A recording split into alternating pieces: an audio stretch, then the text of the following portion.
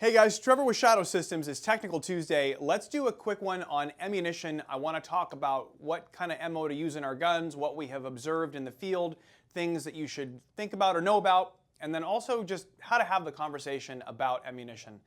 There are three terms we're going to go over today. One is internal ballistics. So internal ballistics is everything that happens inside the gun. So, I mean, basically it's from the breech face to the muzzle. Anything that happens inside there is internal ballistics. Okay, we have external ballistics. That's like in the air. Okay, and for 9mm and for handguns, we don't really care because we're not worried about bullet drop and atmospherics and ballistic coefficient and a lot of these things that are relevant with rifles. Okay. So here I'm going to just say like kind of who cares for 9mm. And then we have terminal ballistics. And I'm going to write it in caps because it's scary. Terminal. Terminal ballistics would be, in the target. And obviously the target we're talking about here is something that's a living, breathing thing and how to, in the case of a threat, stop it. Okay? So inside the gun. What do we care about for 9mm ammunition in our pistols? We just care that the gun doesn't blow up, obviously, and that it's safe, okay? So we say either standard pressure, which is, just for reference, in case somebody ever asks, 35,000 PSI for 9mm, plus P, which is 38,500 PSI, PSI. And then also there is this M1152 stuff that people have asked about a little bit. It's some ammunition that was developed for the military, and I believe it was part of the MHS program. It is at 39,700. I don't know why you would ever really need to shoot it, but it is out there. We would normally say, this is the stuff you should focus on. If you want to shoot some of that, I'm sure it's going to be fine. It's not that different, okay? So inside the gun is everything related to pressure inside the gun. What do you need to know? Well, obviously a lighter weight bullet is going to be going faster. A heavier bullet is going to be going slower.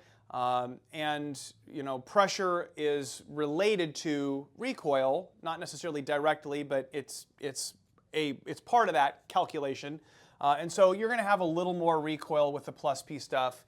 The plus P stuff is plus P is usually 50 to 100 feet per second faster. 100 feet per second would be very much on the high end. Most of the time it's around 50, okay? So use plus P ammo for defense if you want to. You don't have to. Standard pressure for everything else is fine. And then, for your practice ammo, we recommend a name brand, okay? All right. Terminal ballistics is where it's probably more interesting, and this is the conversation about what defense ammo do I want to use or do I want to carry. It all really goes back to the FBI protocol. So I'm going to write that down. The FBI protocol, this was a series of tests that was developed not long after the 1986 shootout between those two bank robbers and the FBI in Florida. So if you've never read about the case, it's really interesting. It shaped FBI firearms tactics for a long time. It certainly shaped gear selection, especially with respect to ammunition.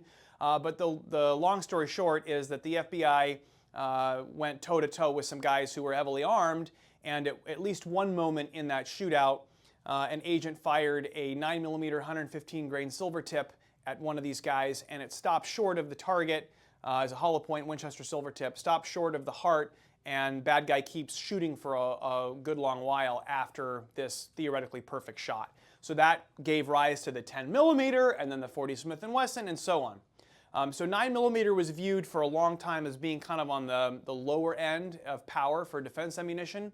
And then in 2014, the FBI released a memorandum where they told the world, hey, we're going to go back to 9mm. Why? Well, in that they explained that the bullet technology had gotten to a place where 9mm ammunition was consistently passing their protocol, and so therefore it was approved for use, and theoretically there was no real advantage per their testing for a 40 or a 10 or a 45 or whatever. So that's 2014. 40 Smith & Wesson was king at the time. And what ends up happening is 40 Smith & Wesson ammunition sales drop by 40%, guns drop by 40%, the world gets flooded with used 40s, everybody goes back to 9mm, and that brings us to today. So 9mm passes the FBI protocol with the right loadings, and so you should make sure whatever you're carrying has been tested to that standard. Okay, what is that standard? Okay, so it's bare gelatin.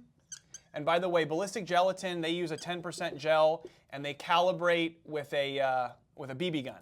So they actually shoot it with a BB gun at, it's a .177 at 590 feet per second, and they need to get 3 to 3.75 inches of penetration. So that's how they make sure the gel is gel. They shoot it with a BB gun that's going to at a known velocity, and if that BB penetrates to the correct depth, we say, okay, thumbs up, that's good ballistic gel. So then bare gel is the first one, and then they put the gel behind a whole bunch of different barriers. So there's 6 tests. So one is heavy clothing. A lot of times you'll see it simulated with people's testing online as 5 layers of denim, which is a good test. Denim is like it's like a hollow point bullet killer. It fills it up and they don't expand sometimes. So heavy clothing, the FBI version is like, it's a little different. It's like a Polar Tech fleece and then a couple layers of cotton, and so it's a little different, but it's heavy clothing to simulate winter clothing. It's actually plywood plus light clothing. I'm going to put LC for that, which is like, it's like a cotton shirt and a dress shirt, so it's just thinner. It is windshield, so it's glass. I'm actually just going to write glass because windshield's a big word. Glass plus light clothing. It is drywall plus light clothing, and it is actually 2 layers of steel plus light clothing, and that steel is to mimic a car body.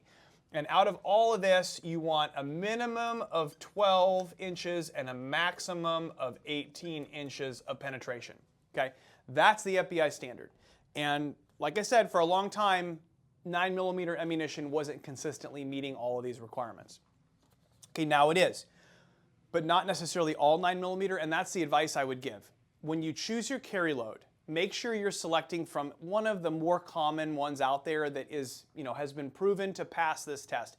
And I would mostly consider the projectile in that. So there's the obvious ones. There's, Federal HST and the Speer Golden Saber. Those seem to be the ones we hear about the most. There's, not Speer Golden Saber, I'm sorry, Speer Gold Dot. Remington's Golden Saber is a little older one. There's a new one. There's the black belt version. Certainly there's other loadings from brands like Underwood and Corbon that are well established, but you really want to stay in that kind of 124 to 147 bullet weight because that's what you see consistently meeting these standards. The alternatives out there are some really unconventional bullet designs, projectile designs, which in my mind just aren't quite proven yet.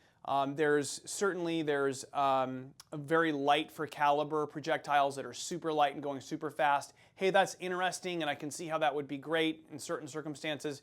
I just don't have the confidence necessarily that it's gonna pass all these tests. So around here, we tend to carry gold dots. We tend to carry HSTs. Some people like critical duty as well, or critical defense. My only caution there is those projectiles tend to have kind of an odd shape. They're sort of aggressively truncated and kind of pointy and short. So I have seen those loads. Those are the only ones I've really seen of the mainstream hollow points be a little finicky, maybe, but it's rare. I just throw it out there because they are a bit different in terms of their bullet shape. Mainstream loads, like I said, that's the place to go.